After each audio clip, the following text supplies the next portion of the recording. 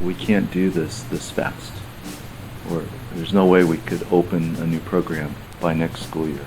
We have to take time to plan it out. And that's actually the way that I've usually thought about change in schools, that we have to do it well, we have to do it thoughtfully, and we have to take our time. And when I experienced the energy and the response to the question, and it just accelerated, I said, wow, let's go for it.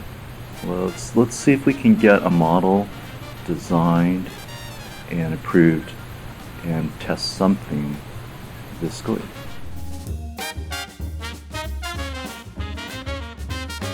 And the district office prescribes ways of doing instruction. The creativity part and the ownership is taken away. But in this model, it was flipped. Carrie explained to everybody, and especially to our principals, that this is not a top-down model. It was very much a self-selection process. We threw the question out to all 13 of our principals, and I invited any school with a principal and a design team to participate in a full-day workshop conversation about designing schools of the future. Some had teams of 2, some had teams of 10, and we had a design learning day. I had 3 teachers in mind. I wanted to work with a teacher that was a 4th grade teacher, a teacher that taught a 4 or 5, and a teacher that taught a 5-6 combo. We had several discussions with each other as a team. First, the idea came from the district of the 21st century learning environment, and then we discussed it as our school. 3 teachers went and we talked over there at the district office, and then the idea was brought back to school, and our whole entire team, the entire staff, wanted to be part of it because that's what we realized and had been simmering with us too, that would be the best learning environment for the kids. We didn't have an answer to the question, what should the school look like? We wanted the teachers and the principals to create that school. I said, I don't have a plan. You guys have to create it. I don't have a map, but I do have a compass. And the compass says, here's the non-negotiables that we want in our schools. It needs to involve the 4 C's: communication, collaboration, critical thinking, and creativity. It needs to accelerate student achievement, a more student-centered learning environment. And you should use technology as part of that. And that was the only direction I gave them. With the 4 C's, we're grounded in them.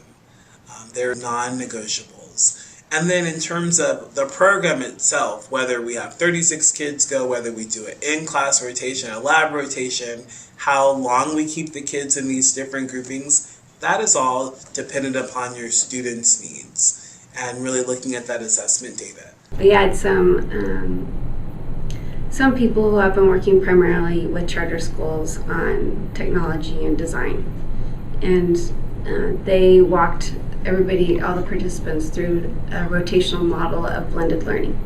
We had 2 schools, Weller Elementary and Randall Elementary, where the teachers really had a solid plan. They had one school site, they had built it around 5 pillars, and the other school site built it around their backpack. Some of the areas from backpack, assessment, collaboration, obviously the B was for blended learning.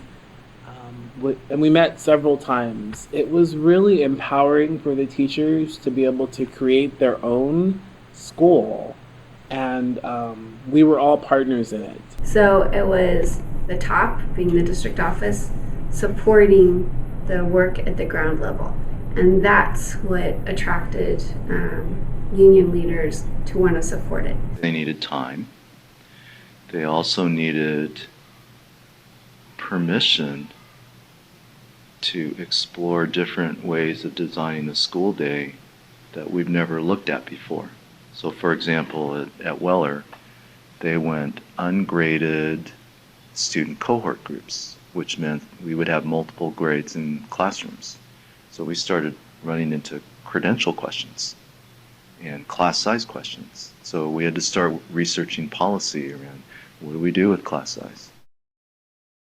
Here was another need on the part of principals and teachers, is how much tolerance will there be for mistakes and problems that we'll have to overcome. And I had to assure them month after month. I said, it's okay to make mistakes. In fact, I want you to explore and experiment, and if you discover it's not working, then we'll change it. And they needed that reassurance. They also needed that reassurance at the board level. I delivered that message of support from the board to our two schools. Right, when we talk about blended learning, we're talking about different modes of learning: online, offline, in class, out of class. And the approach that our schools have taken, it's currently it's an out of class rotational model, where you would have, for example, here at Weller Elementary School, you'd have 12 students leave the class, go to a lab, and they would come from 12 different classes, and 144 students would meet in one location, focusing on math and language, while inside the class, students would also be in an internal rotation if the teacher chooses to do so, based on what is appropriate for that particular day. While they're going through the program is adaptive learning. And while during the adaptive learning, if they are competent, they move on. If they're not, they're sent back. And that data is sent back to the students and also the teacher. And with that particular process, hopefully, teachers will take that data and adjust their instruction. As much as students wouldn't be going to a pencil and paper lab, they wouldn't be going to a computer lab. You would simply pick up a device because it helps you to learn. And then our question is constantly, which device helps for you to reach your instructional and curricular goals? What we felt was important in that environment was to have the wireless infrastructure and also the internet backbone. Before a house is built, before people start living and start congregating, collaborating inside the house, you have to have that great foundation. You have to put the plumbing in place. You also have to put the electricals in. And so what we focused on was the infrastructure first. We had great support from our leadership in terms of acquiring the materials that are necessary. There's significant cost to improve our infrastructure, and what we did was we upgraded our network to handle the potential loads 5 to 10 years from now, rather than just plan for next year's load. We were able to consult with some of the industry's best practices, and what we did was we actually leapfrogged what folks are doing in the charter space, and rather took a look at what colleges and universities were doing. I don't think technology should ever lead instruction, right? What happens in class, what happens out of class, what happens in the curricular world. I think technology should be transparent. You have to think from a kindergartner's perspective, and you'd have to think from what would a sixth grader do, right? Or as a high school student. What would I look at if I was a kindergartner sitting in a classroom? So I would actually go around the district and sat in classrooms and kind of observed what students do normally. I remember sitting in a kindergarten classroom, and I saw the kindergartners collaborating without direction. And they worked together in project-based teams. They were already in a rotational model. They were working together seamlessly, and the teacher, I'm sure she had lots to do with that, but I found their spirit of wanting to learn just so infectious. Super infectious. Then I would walk into a sixth grade classroom, and students would sit there and listen to teachers. You have to teach skills. You have to teach knowledge, information. That's where blended learning is really important. Blended learning is helpful for teaching these kinds of parts of learning. Where blended learning is not very helpful, if not even appropriate, is to teach strategic thinking or extended thinking. So I've got the teacher living up on that half of the model, as much of their day as possible. So to the question, are we trying to replace a teacher with technology? Absolutely not.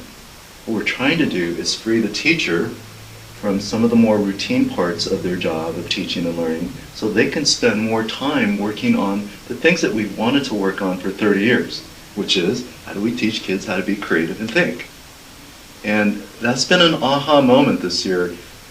It's such an important thing to learn about. What we're trying to flip is we're not taking the work of teachers away, we're trying to give them the tools so they can do what's most important. When we take a look at technology, especially some of our tools that we have today, our goal is to save time, right? And oftentimes people relate time with productivity. How can we teach them more? How do we inundate them with more technology? But that's not truly the goal. The goal is to free their time so they can have times of contemplation. They can have times where they sit down and foster relationships and talk to each other. The blended learning experience for us initially was not about the computer technology. In fact, that came about much later. For us, it was just the educational experience, having a direct instructional portion of the classroom where the teacher could work with 12 students, then having another group of students, 12, working in collaboration on problem solving and things of that nature, and then another group that would rotate into a center, a learning lab, and work on some more adaptive instructional piece. But again, we didn't have the software, we didn't even have the technology, but we knew that's what we wanted. Parents were curious. They asked a few questions. Our parents trust us with the education of their children. They had more questions in the fall when we opened around backpacks and homework and routines and the rotation. But the parent communication piece, we did it both in writing, we did it in person with town hall meetings, and then we had to do a lot of communication when we opened school. Some parents, yes, it took them quite a while to get on board. They had questions, they had concerns, especially the parents with younger kids, kindergartners, first graders. Their parents were very concerned about how their kids were going to be able to manage with everything. The upper grades was relatively easier. There was a question at the very end of the presentation by one of the parents who asked, what happens if your API score goes down, if it drops, if there's a decline? And one of the things that really stood out to me was that, our district personnel took that question and answered it by saying that they stand behind our schools and our schools' desire to achieve, and that they'd looked at this model and couldn't see why kids wouldn't achieve, and because of the adaptations that would happen throughout the year, we would catch kids that were falling. But it also said, although that one measurement, that the API score, the AYP, is important to the nation, to the world, that it's just one measurement. And they're going to be looking at a multitude of things to make sure that the program works. We're very grateful for our community to see the value of the school. We were able to successfully pass the bond back in June, and most of the voters that voted for it do not have kids in school. But they understand school is part of the community. They understand the value of the student learning, so they embrace it. So they were able to pass the bond. So we're very grateful for them to pass it so that we're able to use some of the money to make this blended learning a reality. We got our Chromebooks very quickly, we got our lab set very quickly, the programs came on quickly, but we did struggle with some of the programs. The district has been very supportive throughout the whole thing. At the Waller Learning Lab, we have about 140 students who rotate in our language arts and our math learning labs every 35 minutes, and we have 6 rotations. So basically, the students come here twice a day. They'll come once for 35 minutes in the morning, and they'll come again for 35 minutes in the afternoon. In the beginning, they were very confused. But as the year went along, they also realized that they're very excited about it. They know they're mentally prepared. When they're going for math, they know they're going for math. When they're going for language arts, they know they're going for language arts. They have a purpose in mind. So when they come in, they are engaged from that very second. It probably took 30 to 45 days. I would say 30 to 45 school days to get to this point. On day one, we started in our classroom with 2 carts of Chromebooks and the carpet and the floor, and that was it. And we taught the students how to use the Chromebooks because it was all new. This was all new for our district, what Chromebooks were, how to turn them on, how to shut them down. Taught them the rules, the regulations, or the expectations of our learning lab. We had maybe like a couple of days where we just let them explore with the Chromebooks, and then once our network was up and running, then we started introducing them to online programs, some that they were familiar with. They have content that is set up for them. They have a dashboard. When they log in, it has their name on it. They have their own username and their password, so they're excited that it's their work. For math, we have a team of 3 teachers. For ELA, we have a team of 3 teachers. And we get time together twice a week to collaborate with each other. And that has been very powerful. We look at data together. We figure out the groups of kids together. We figure out what we plan to teach together. And we're each other's support. What's built into our model is this professional learning community where our teachers receive basically 4 hours within the instructional day to look at data. At the very beginning of the school year, there wasn't that much data. A lot of it was bouncing ideas back and forth. Well, what if I give you these kids and I take these kids to make this model work better for us? I look at the Learning Lab as an extension of their classrooms. So if, for example, if the teachers are working on synonyms and antonyms, prefixes, suffixes, when the students come to the Learning Lab, their Odyssey language arts programs will have some type of activity that is kind of centered around what they are learning in the classroom. Teachers will sometimes set up assessments where they'll do a pre-test here in the Learning Lab, and that gives them, after all the students take the pre-test, the teachers will get that's our formative assessments, and the teachers will get the data, and they'll use that data to guide their instruction back in the classroom. We can see the gaps where the students are. We see if they need to be challenged, and we can put them on different levels, or the teachers can then go ahead and assign different learning paths for them if needed. Some of the things in the beginning seemed very simplistic, but when you compile all of them together, it created a big flurry of feelings of, oh my gosh, are we doing the right thing? Things such as, where do the kids put their backpacks? How do we schedule lunches? How do we make sure everybody is going to have a parent-teacher conference? It wasn't so much what do I teach, more so how do I teach it now that I have these new managerial responsibilities. We knew that there were going to be bumps along the way.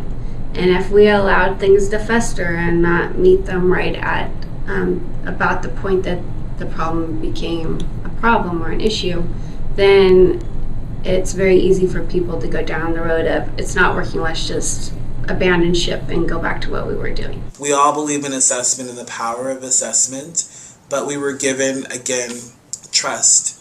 And we were allowed to use our own benchmarking system to capture student achievement, student growth. Huge. Essential to the success is monthly communication points with the principals, union leadership, and Carrie and myself, and the district office, a director.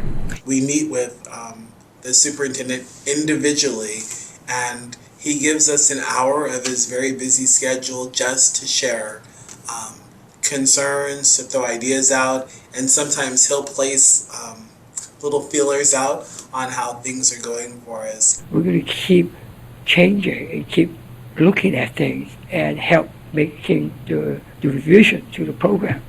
And we'll bring the unions along, teachers along. In fact, some of the changes were based from what the teachers requested. So as we try to work it as a team, that's what we're trying to do. Again, we're not here to impose that this is how we're going to do it. We're going to learn on this together. This is a journey that we work together as a team. So this venue also provided a means for the teachers to get excited because now they're learning, I'm learning about different ways that we can communicate with each other, that we can collaborate in our learning, that we can take ownership of our learning, that we can explore really exciting things. So you see it in the faces of the kids and you see it in the teachers. It's all about trust, learning, communication, and taking ownership. And that's what's made the difference. If we did not already have a culture where we cared about each other and we cared about what we do for each other to benefit our kids, I don't think we would be where we are.